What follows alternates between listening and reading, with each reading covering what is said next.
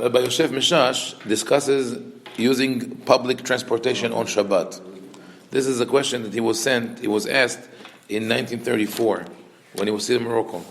And here he says this, in Haim Siman 146. It says, עוד שאלת ידידי, במי שביתו רחוק מבית הכנסת. It says, you asked me if one who lives far away from the synagogue, אם מותר לרכוב בשבת ברכבת שקוראים tramway, או במה שקוראים לוטוביש. He was like, autobus, but he says it's with a L in Arabic, El autobus, right? Lotobis, right? ההולכים בתוך העיר כדי להתפלל עם הציבור. He says, I would like to use the tramway or the bus, which is in the city, in order to pray with the community. תשובה, דע ידידי כי איסור רכיבה באוטומוביל בשבת, יש בה כמה חילוקים. He says, in general, when you're saying like riding a car on Shabbat, has certain different levels. It says, אין בכולם שום חילוק עם האוטומוביל של ישראל או של גוי, לפי שאין אנו מצווים על שביתת כלים. It says, if someone else is driving the car, it doesn't matter who owns the car, because some people wanted to say, it depends who's the owner, if it's a Jewish company, non-Jewish company, it says it's not a problem. Because we're not commanded to have our utensils rest on Shabbat, our possessions rest on Shabbat. והחילוק שיש הוא במנהיג. אם הוא ישראל, יש בו איסור. ואם הגוי מנהיגו, והישראל רוכב ואינו עושה כלום, אין בזה, רק איסור אמירה לגוי שמדי רבנן. So if a Jew is driving the car, then you have a problem. But if the non-Jew does it, it's only a rabbinical prohibition. And we mentioned before that with electric vehicles, even when a Jew drives it, it will be only a rabbinical prohibition, since electricity on Shabbat, according to Rabbi David Shelush and Rabbi Moshe Levi and Menuchat Hava, is rabbinical. So, and therefore, if you have a non-Jew driving an electric car, it wouldn't be even rabbinical, because it's called Shnaim de Rabbanan. You're asking a non-Jew to do something which is rabbinical, so the lechatchila will be allowed. Now, it says, אם יצא בחוץ לתחום, יש לו עוד איסור תחומים התלוי בפלוגתא, אם תחומים דאורייתא דרבנן. If you are being driven out of the limits of the city, then it could be another problem. יש לו עוד איסור, ואם קצב שכר עם הגוי בשבת, יש לו עוד איסור מקח וממכר, דברי קבלה ממצוא חפצך, כמו שכתב הרמב"ם. Says, if one set a certain fee to pay the driver on Shabbat, there's a problem of mekach umemkar, negotiating and making business transactions, which is also midivrei Kabbalah. It's based on the prophets and the pasuk in Yeshayahu, im tashim mishabat raglecha, refrain from metzor hefzecha vedaber davar. This is a halacha that is also mentioned in poems about the Shabbat. In the Ashkenazi tradition, hafatzecha asurim vegam asot heshbonot. שידוכים אסורים, מותרים, כן, הרהורים מותרים ושלח הבנות. So in Ashkenazi view, they say, right, to think is okay, but to calculate or to run your accounts is not okay. But to talk with the parents of your future daughter-in-law or your future son-in-law is okay. And they specify that because in the Ashkenazi tradition, this is really a major business transaction and negotiation. And we also say in the piyut of Rabbi Avraham ben Ezra, ki shmira Shabbat, right? אסור מצוא חפץ, גם לדבר בו דברי צרכים, דברי שיחה, דברי מלכים. We don't do those things on Shabbat. But this is not mid'oraita, that's a biblical. אסור לדבר פוליטיקה בשבת? Oh, it's a good question. דברי מלכים. Right. So, דברי מלכים, that's what Rabbi Avraham ben Ezra says. And for many years it was said that you cannot do it on Shabbat. And that you can't speak politics or news or anything like that. And today you'll find people who like Shabbat. I don't want to hear anything, I don't want to know anything. And I agree also that if you don't want your Shabbat to turn into just going through all the newspapers and all that. Yom Chol. Right. But Rabbi Moshe Israelis writes in Shulchan Aruch, he says that people who enjoy, that's their Oneg Shabbat. That's their pleasure to discuss, what happens with the with the kings and their wars, which was the politics of the time, they're allowed to do it on Shabbat. Now, sometimes it's beneficial not to know at all what is happening, because let's say a tragedy happened, and there's nothing you can do about it on Shabbat, so you can hear about it on Motzei Shabbat. Sometimes it's important to hear the news if something that has immediate impact on people, and one has to find the balance. What you're allowed to read or do anything that you enjoy on Shabbat, even if it's not directly associated with the holy scripture or text, but it has to be done in with the right measure, with the right approach. Right. So he adds this Isur. It says also, והיא מוסיף ליתן לו המעות בשבת, הרי עבר מיד על איסור מוקצה לדבריהם. And if he paid with coins on Shabbat, then it's muktzeh, which is also rabbinical, that you have to set coins aside that you cannot use it on Shabbat. It's interesting, it doesn't say, doesn't speak about paying in general, but only about ma'ot coins, because the rabbis in the Mishnah and the Talmud did not discuss bills, because they were not invented yet. The whole idea of bills, that we learned from the Chinese, they invented it in the, I don't know how long, but it's the turn of the millennium, I think. And then it was, as far as I remember, was imported to the West by Marco Polo. The idea of that you have a note and the actual metal sits in the bank or in a safe place.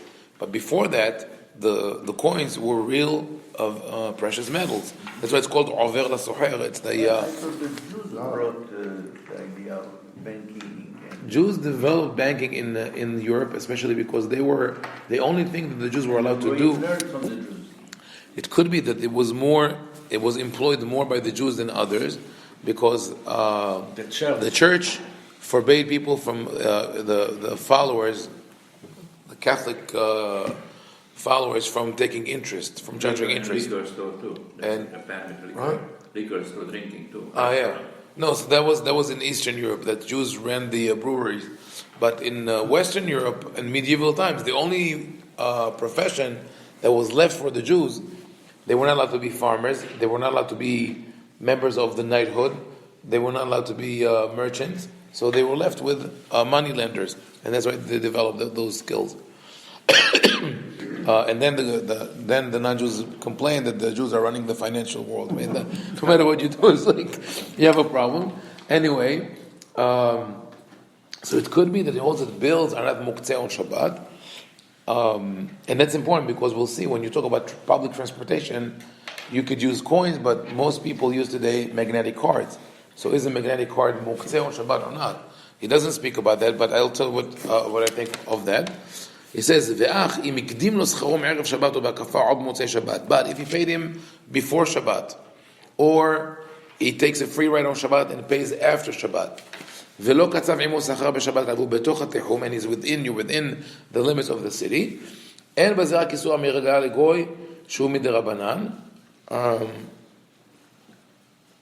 so it is forbidden only from the Rabbanan, because the rabbi said, don't ask a goy to do work for you.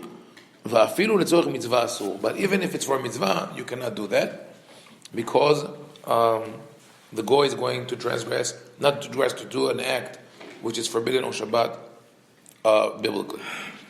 Which I said, it doesn't apply to an electric vehicle. And all that discussion is when you directly ask the non-Jew to do it for you. But if it's done for the public population, and the majority of the city is non-Jewish, or if not, doesn't matter what the population of the city is, even if there are Jews and non-Jews, it's a mixed population, and this is part of a company that runs on a schedule and designated stops, right? Ve'automobil omed, and here speaks about a car, and the car just stops. So with this, the best analogy today of a place like a car that runs on would be a shuttle. You take it from the hotel to see attractions or stuff like that. So the Jew can go up and go down without telling the driver stop from here or wave him to stop, etc. So this is okay. If it runs on the schedule, it's fine. But even that, Rabbi Meshash is very cautious because he knows that to give such a sweeping permission could really cause damage and erode the character of Shabbat. But we should not be lenient to allow that. Why? הן מצד שאי אפשר להיזהר כנזכר, הן מצד דלאו כולי עלמא דינא גמירי וממנו למדו לעשות בכל אופן שיהיה. Because when you use a car like that, it's very difficult to just wait for the car to come, go in, get out without saying anything, and making sure that all the things that he said before agree on the payment before Shabbat and be within. So he says if you do that, you have to be aware of all the little rules, and the concern is that other people will see you and they will not know all those regulations, and they will do things that may be forbidden. Now here's the final conclusion. Vehine, but we still didn't get to the original question, which is I want to take it to the synagogue. He says Kol ze dafka shelo b'mikom mitzvah. He says all these reservations I said you should not do it, you should not advertise it, is when it's not leading to a mitzvah. אבל במקום מצווה כנידון נידן שיתפלל עם הציבור וישמע פרשה וכמה קדישים וברכות. When it's about going to the synagogue on Shabbat, he's going to pray with the people, he's going to hear the Torah, to say kaddish if he needs and blessings. This also creates an atmosphere of Shabbat. So you have to balance to weigh what is more important, the atmosphere of Shabbat that's going to have in the synagogue, or him riding the train or bus. He says, "Nira pashut deshareh al pi atnei manizkar." It's obviously allowed, especially, even with the car. But it says even more so with the tramway or the bus, that lo shayach behu amira legoy kalal doesn't apply. Asking the non-Jew because they have designated place and they have to go by their regular schedule. ואם כן מותר לרכוב בהם בתנאי שישלם שכר מערב שבת או בהקפה על מוצאי שבת. Now, so the only problem is paying, right, on Shabbat. So the magnetic card has two problems, seemingly according to Halakha. One is that when you slide it, you swipe it, a little light comes up, right? Or sort of like kind of an electromagnetic transaction. And second, it's like money, and we don't use money on Shabbat. The answer is that magnetic card, according to what Rabbi Meshash, the general idea that it brings here, is not really like money, because it's not a valid tender. You can't use your, let's say, your Metro card to go buy anything in the store. You can't even give it back to the MTA or Transportation Authority and to ask for refund, unless something is not working. But you can't cash it, so it's not really money. What is it?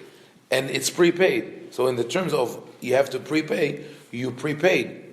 All that happens is that you're not paying on Shabbat. Like when you use your card, you already paid, let's say, $20 for it. The money got out of your pocket, got into the MTA. So what happens now? They're just keeping track of how many times you used it. So it's a contract. This card gives you permission to use the system, let's say 4 times, because each ride is $5. So now we're taking note. You use it once, use it twice, use it 3 times. That's it. You need a new card. So you're not paying on Shabbat. You paid before Shabbat. But now using magnetic cards, we mentioned before, Rabbi David Shlush, Rabbi Rabinowitz, and Rabinowitz both say that you could use magnetic cards on Shabbat. And finally, this is what he says here. וטוב לפרסם תנאי ההיתר במקהלות כדי לצאת ידי חשד. It's good to publicize the details of this halakha. מקהלות, it doesn't mean choirs. It means congregate, right, in big crowds, so people will know. וגם שלא יבואו יתירו פירושים לדבר בכל אופן, and so people will not think that it's allowed without restrictions. And it says, ויתם נקיים מהשם ומישראל. We always have to have not only to know that we do the right thing, but avoid suspicions from others. Now, in a different teshuvah, he writes to one of the rabbis from the Leiter family. There were a couple of brothers and the father who corresponded with him. One was in Pittsburgh, one in Baltimore, one in Paris. So the one in Paris, after Rabbi Meshash sent this question, the answer, people in Paris used the tramway based on his psak.